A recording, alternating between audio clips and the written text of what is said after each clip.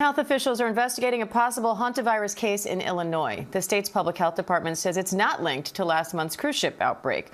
So far, only one American passenger from that cruise has tested positive with no symptoms. Another cruise ship passenger with mild symptoms has tested negative, and the other 16 U.S. passengers are also showing no symptoms. Let's bring in ABC's Ika Jachi and ABC medical contributor Dr. Alok Patel for more on this. Walk us through this possible case in Illinois and why they're saying there's no connection to the cruise ship. Yeah, Diane, the key thing here about this Illinois case is what you just said. It is not connected to this cruise ship at all. Illinois health officials say they're investigating a possible hantavirus case in a Winnebago County resident who never traveled internationally and has not had any contact with anyone tied to that cruise ship. Now, officials believe this person may have been exposed while cleaning a home where rodent droppings were present. They had mild symptoms, did not need to be hospitalized. They're recovering. The CDC, they're now doing confirmation testing, and that can actually take up to 10 days. And most importantly here, this is believed to be the North American strain, not the Andes strain that is on that cruise ship. North American hantavirus strains, they're not really known to spread person to person, and Illinois health officials say that the risk to residents there still remains low.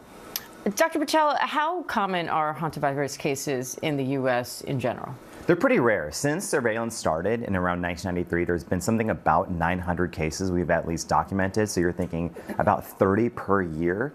And as I mentioned, these are usually from very close contact with rodent droppings. People who are cleaning out homes, they don't realize that they're in the facility of that. They can develop symptoms later. But again, very rare, usually in the Southwest, spread by deer mice. And again, this is dead-end transmission. So if you get hantavirus, you're not passing it on to somebody else if you have this strain, different than the Andes strain. So it's important that people just separate the two. We're talking about hantavirus, but two different scenarios. If Andes strain, you need to be worried about Andes strain if you were on that cruise ship or if you're in close contact with someone who was exposed. But for everyone else, just pay attention to any rodent droppings you might come in contact with and wear protective gear if you have to. So on that point, let's go back now to the cruise ship passengers being monitored and the other people who had close contact with the cruise ship passenger. Where does that stand? Yeah, right now health officials are in that tracing. They're essentially expanding this wider and wider. Health officials, they're doing in-depth interviews with the passengers to map out who they had close contact with.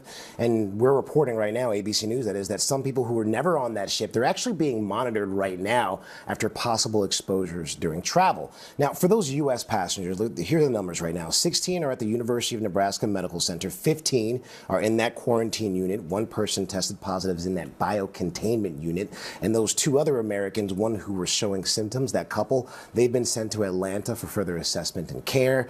And the plan right now for all of these individuals are daily symptom checks, continued contact tracing, and then deciding case by case who may actually need to stay in medical monitoring or those who can actually go out and finish those 42 days monitoring on their own. All right. So, Dr. Patel, for this person who tested positive but has no symptoms, what do you do in a case like that? Continue to do serial testing. And people might remember some of this from COVID, when you are essentially looking at symptoms and then looking to see if the body mounts an antibody response to then test positive, depending on how you're testing, which is part of the reason why the incubation period is so critical, with up to 8 weeks needed to actually mount these symptoms, followed that by testing. And that's essentially how they're going to determine if people are safe. And this even matters if somebody doesn't have symptoms and they're testing positive, also to look to see if there's a match there as well. But that's why serial testing and looking at that response is so critical. All right, Dr. Patel, Ika Jachi, thank you both. Thank you.